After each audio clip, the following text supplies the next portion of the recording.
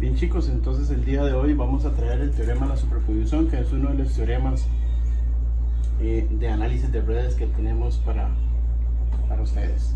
El teorema de superposición establece lo siguiente. Dice que la corriente o el voltaje de un elemento en una red bilateral es igual a la suma algebraica de las corrientes o los voltajes producidos de manera independiente por cada fuente. Esto quiere decir, si yo tengo un circuito bilateral, es un circuito que tenga más de dos fuentes, por ejemplo, entonces yo puedo analizar, por ejemplo, si yo necesito en este caso averiguar el voltaje Vrx, el voltaje en esta resistencia, entonces esta fuente de alimentación me va a provocar un efecto en esta resistencia y esta fuente de alimentación me va a provocar un efecto. Superposición dice que yo analizo los efectos independientes, el efecto independiente que me provoca cada fuente, y después sumo los efectos individualmente para encontrar el efecto total, de tal manera que yo pueda trabajar con circuitos más sencillos y nuestros cálculos se hagan más fáciles. Antes de iniciar con superposición necesitamos saber algunas cositas. Por ejemplo, más adelante vamos a ver, cuando empecemos el proceso, que las fuentes de voltaje, cuando no se toman en cuenta, se sustituyen por un cortocircuito, y las fuentes de corriente, cuando no se toman en cuenta, se sustituyen por circuitos abiertos. Entonces van a quedar más o menos así. Este es el símbolo de una fuente de voltaje, ¿verdad? Con el más y el menos. Y se sustituye cuando no se utiliza, se cambia por un cortocircuito. Y las fuentes de corriente se sustituyen por un circuito abierto. De esta forma quedaría.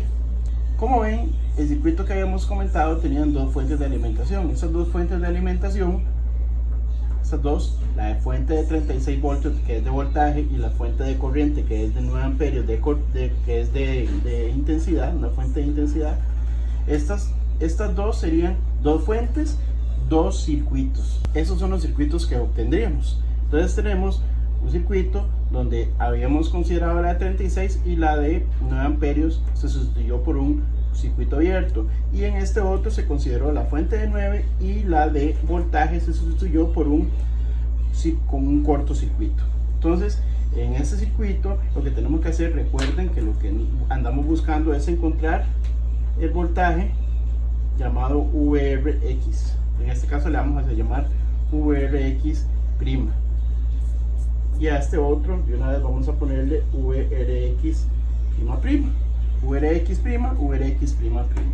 ¿verdad? Entonces esto quedaría, al eliminar esta fuente, esta parte del circuito queda al aire, entonces quedaría nada más un circuito serie. Y aquí, para averiguar el voltaje en esta resistencia, lo averiguamos con la regla divisora de voltaje que ya habíamos aprendido anteriormente.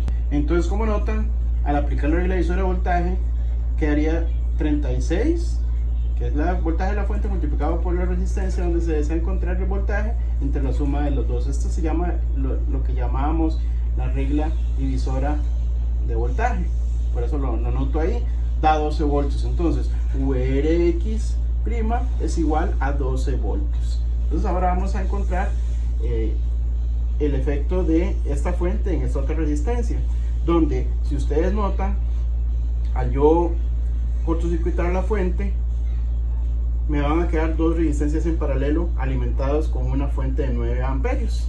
Entonces aquí lo que hay que hacer es averiguar el voltaje. Entonces, pero primero recuerden que estos 9 amperios llegan a este punto y se dividen en dos, en una corriente que le llamamos I2 y I1. Entonces yo necesito averiguar primero la I1. Entonces, aplicando la regla divisora de corriente, algo que ya habíamos aprendido antes, vamos a averiguar la corriente I1. Bien, aplicando la regla divisora de corriente, que sería la corriente de la fuente, que son los 9 amperios, multiplicado por la resistencia opuesta, entre la suma de las dos resistencias me da 6 amperios. Y después nada más aplico ley de Ohm, para averiguar ya el voltaje que yo necesito encontrar, que es el Vrx, que sería I1 por Rx. En este caso sería 6 amperios multiplicado por 6 ohmios. Entonces daría 36 voltios.